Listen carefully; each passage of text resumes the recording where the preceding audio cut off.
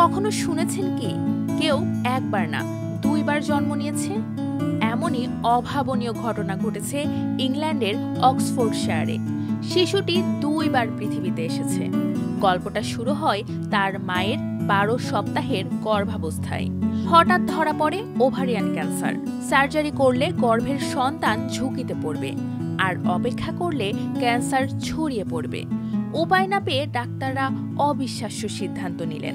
২০ সপ্তাহের সময় লুসির গর্ভাশয় অস্ত্রোপচারের জন্য বের করে আনা হয়। শিশুটি তখনও তার ভেতরেই ছিল। এই অবস্থায় সার্জারি চলল ৫ ঘন্টা।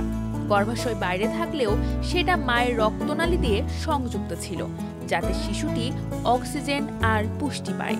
সার্জারি শেষে বাচ্চাটাকে আবারও ভেতরে রাখা হয়। এরপর ২০২৫ সালের জানুয়ারিতে একই শিশুর সফলভাবে জন্ম হয়। এমন সার্জারি বিশ্বে হাতে গোনা কয়েকবারই হয়েছে।